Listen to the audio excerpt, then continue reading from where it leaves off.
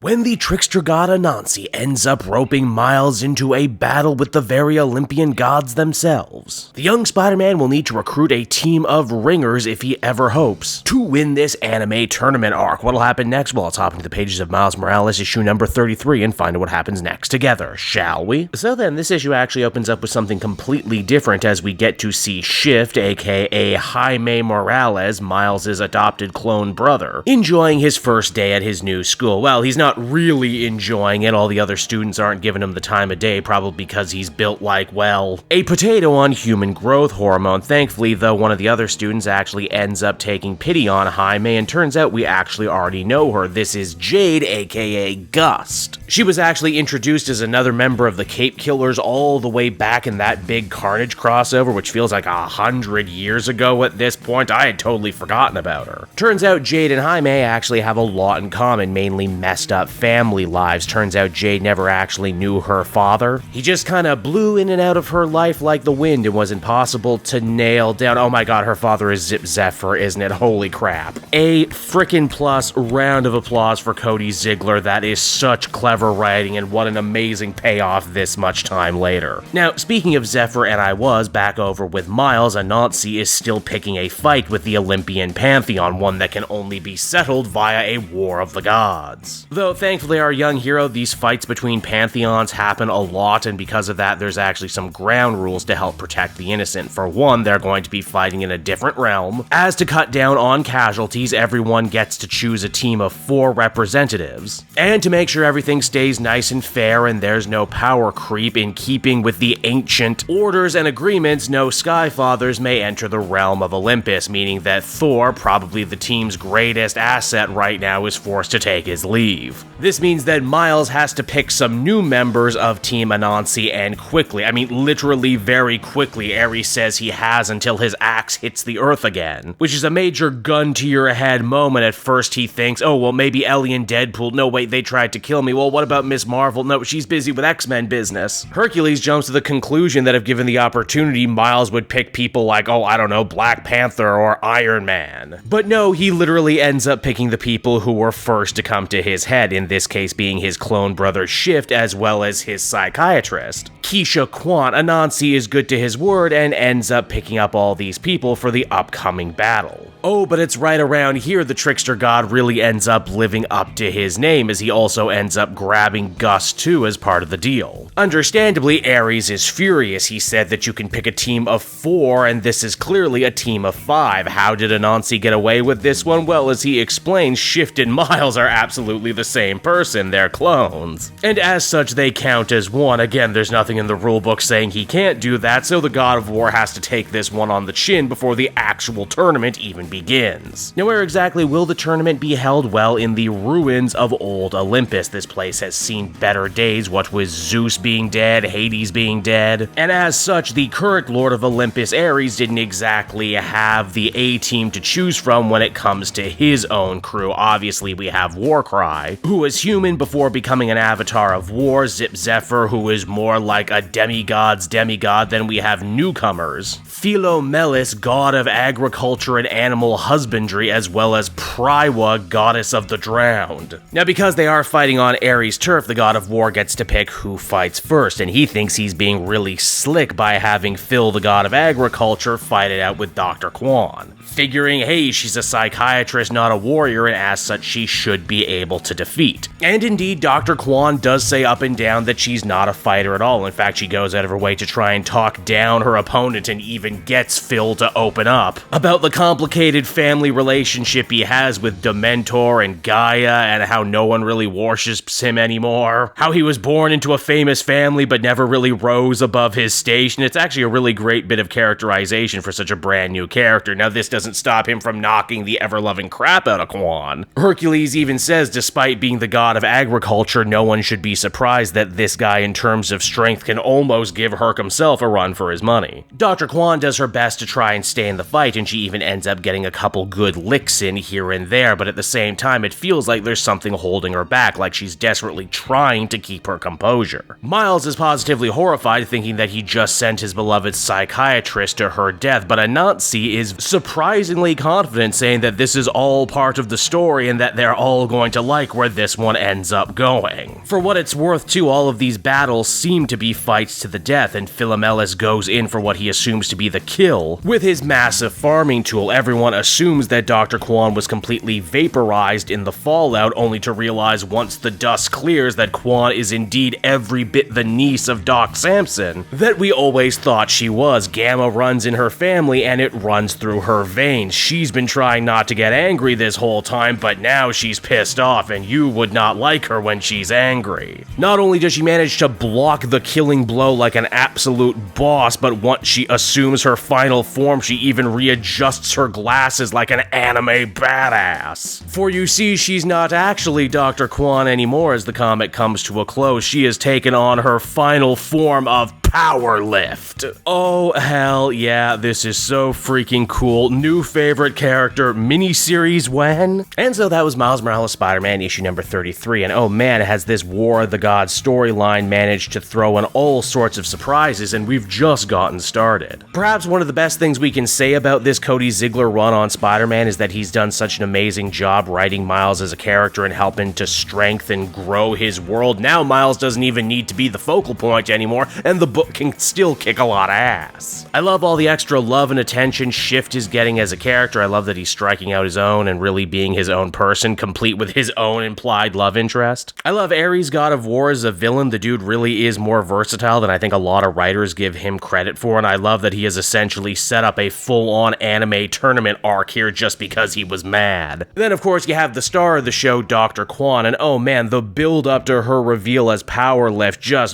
just excellent. Again, we've gotten to know her so well over the run of this series as Miles' therapist, and now that she shows what she can really do and her own gamma power, I just want to know more. I just want to see more. Hell, it's a real interesting take on a Hulk-ass character. So many Hulks are ruled by their emotions, but here's an actual therapist who goes out of her way to help other people master their emotions. Meanwhile, if she gets mad and loses control, she could Hulk out too. It's a real doctor help thyself sort of situation, and I love that kind of thing. Overall, I think I'd feel comfortable giving this one another very solid 8 out of 10. Just great stuff from start to finish. We Miles fans are eating good, are we not?